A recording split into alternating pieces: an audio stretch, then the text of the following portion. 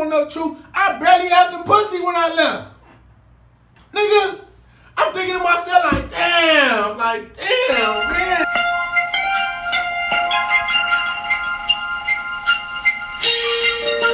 It's your boy, man. Terry Roden, tap it in today. Like I say, everybody be asking me about story times. Like I did one, I got a reaction I liked it. Everybody wanted the story time, so I was like, I'm gonna do some more story times. But everybody like from different magazine articles and different stuff like that. This to answer my readers and all my supporters too while I'm doing a story time. Like everybody asks me like, you got locked up at so young, you did 10.5 years, like you got tried with murders and stuff like that. Did you ever see anybody cry in prison? Have you ever cried in prison? At first it used to be like, I used to tell people like nah, like, but then again in reality, like that ain't no real shit. Like some real shit, this is real shit, like, and I just keep it 1,000. I want to tell everybody, cause like, nigga, prison ain't no easy walk in the park. Jail ain't no easy walk in the park. Like these dudes, like we thought, oh, if you go to jail, like you come back home, you the man. Nowadays that's out, because what they doing, they giving football numbers. Bro, they giving football numbers, whereas, boy, they'll lock you up back in the days, you know, when you 14, 13, 12 and all that shit, and have your mama come get you from the police station. Nowadays, they trying you as an adult and giving you 100 years. Giving you 100 years, giving us 100 years, not even just them, like us. I was part of that whole Proposition 21 thing. So like I was saying, like, so did I cry in prison? Hell yeah, I cried in prison. And the first time I ever cried in prison, let me tell y'all. So I was fighting my case in prison, right? So I got locked up at 14. I was on the run for a murder. Before I caught the murder, I was just out here ripping and running, thugging, gang banging, you know, living the street life, LA, like trying to get my name out there and stuff. Y'all know how it go, you know. Shit, when you in the streets or you getting caught up and you trying to live that life, like everybody trying to get a name for yourself, trying to get a reputation. That's in anything you do. If you got a business, you trying to brand yourself. You trying to brand your business. If you in the streets, you trying to get a name for yourself. If you got the best dope, if you got the best weed, you want a nigga to know, I got the best, whatever you do. So if you out here pistol toting, gang banging, you want to be that nigga, as you call it, who name's ringing the bells. I wanted all my enemies to know, oh, that's Wooty Woo. And all my enemies wanted me to, if you was a standout enemy, it's like the star, who was the star on that team? Like if you, like everybody know Kobe, if you say the Lakers, oh, that's Kobe team before he retired. If you said certain person, if you say if you say Golden State right now, what everybody think? Curry. You know that three, oh, that nigga's that shooter. He that shooter. That's the same thing in a gang banging state of mind. You want people to know, oh, that's that nigga. Oh, when you, oh, them, oh, whoop-de-whoop-de-whoop. I got so cold, like, my enemies, everybody know, like, where I'm from and shit, like, nigga, in the low bottoms, people was writing my name on the wall. They was putting Fat Terry Killer. So by the time I caught my case, like I say, I was already out here super gang banged out, super extra out, trying to establish my name, and that's what happened. So me, in the meantime, was trying to establish my name. I'm out here shooting at things, gang banging, people shooting at me. It was fun. Not saying I shot anybody, not saying they shot me. But we was just like playing freeze tag, you feel me? And that's how that shit was going out there back then. And so make a long story short, I ended up catching these cases on the run. They came and kicked in my mama's door, and I wasn't home at the time. You know, I was still, like I say, running the streets. And mama put me out. You want to gang bang? Go gang bang. Get out my house with that BS. And with her being, in the street life, she knew what it was all representing while it was for. She wasn't with me, her son being in the street life, so she put me out. So by the time the police came to her house, I was gone in the wind. I want the gangbang. I want the thug. I was out here trying to get a reputation for myself. Man, I was out here, when you can't tell a hard-headed kid nothing, boy, you know how it is. It's just like, it's bucking the system.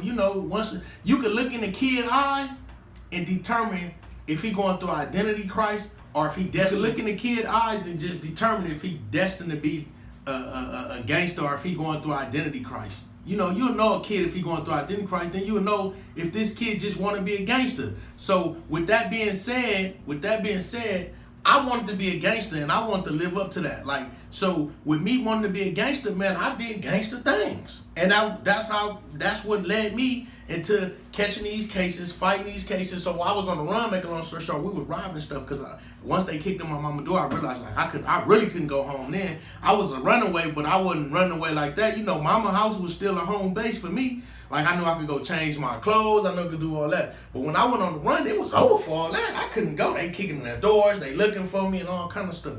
So by the time I did get caught, I got tired of running. I was like, fuck it, man. I'm gonna go to YA, hit the hood swole. Like Pac say, that used to be my favorite saying. Hit the hood, hit YA and hit the hood swole. Remember when we had a Jerry Curl on top? Y'all know how the homies used to get out. Yeah, though, my nigga. I'm Big Booty Boot from, yeah, I remember we used to shoot at trading war stories and stuff like that. But in reality, bro, like, when I got locked up, it wasn't that, bro. I realized the judge said, you can't get tried as an adult. Proposition 21, you 14. So under Proposition 21, you old enough to get tried as an adult now. Back in the days before Proposition 21, you had to be 16 to 17 and get tried as an adult. Nowadays, you could be 12, and on your 13th birthday, you go out there and shoot a gun in the air, and that bullet come down and hit the car. That's attempted murder. You get life for that. A lot of people don't understand that. Proposition 21. You better go study it. But to make a long story short, so I'm fighting my cases. So in the meantime, while I was on the run, I told y'all I caught them robberies too, because I was robbing stuff. So that was the cause. So what they did is they charged me with the murders, because they already was looking for me on them. The DA dropped it. The DA dropped the murder. So now I'm just fighting these robberies. So me and my crime partners, we take a package deal. I end up getting, like I say, doing 10.5 years on the robberies, but after I took a deal for the robberies and pled guilty, I went to Tehachapi Juvenile Yard. Then they brought me back down to the county and filed the murders on me, bro. I wanted to cry then.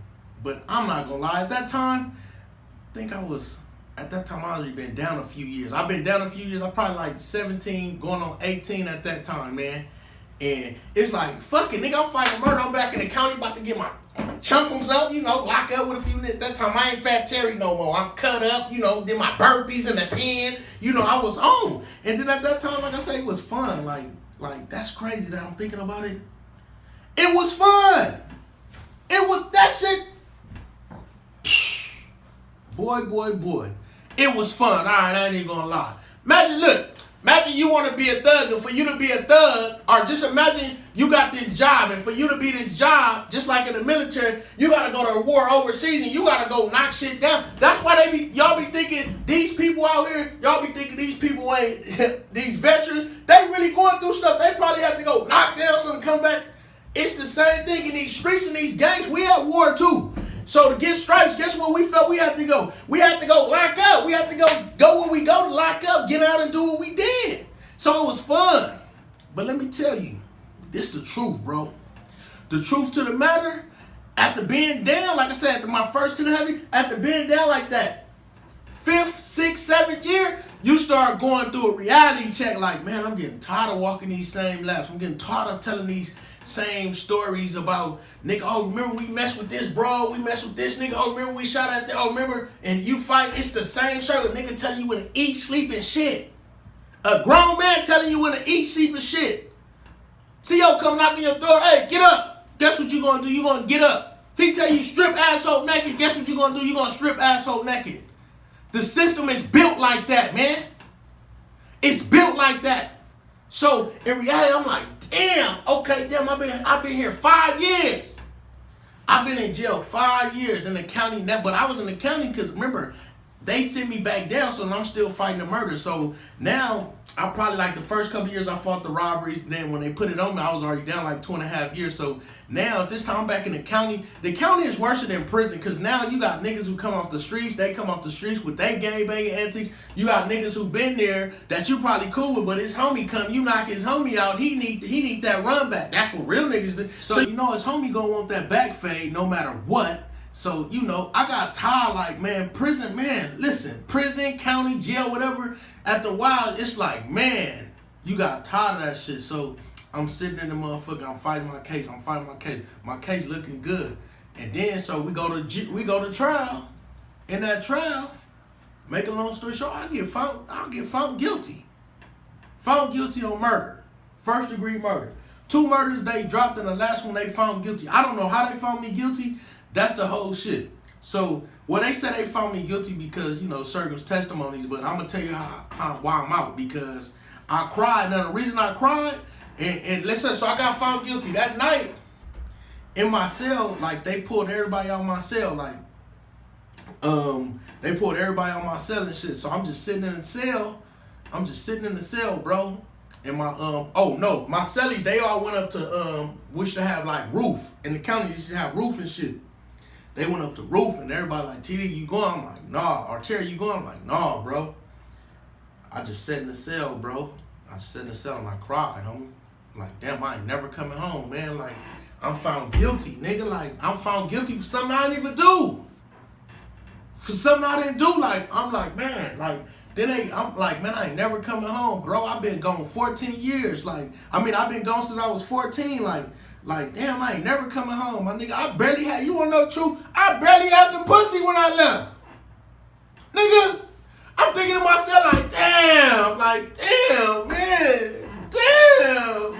But nah, I'm kind of like jolly about because I'm free, but in reality, like, man, I cried, bro. Like, straight up. So if a nigga tell you he ain't never cried, listen, that night I cried, bro. And every time them niggas left my cell and I was in the cell by myself, I cried, bro. Like, man, I ain't never coming home, bro. Like, damn, bro, I ain't had no kids. My nigga, I'm my mama only child. Like, all kind of shit. Like, nigga, what did I do it for? Like, I wasted my life.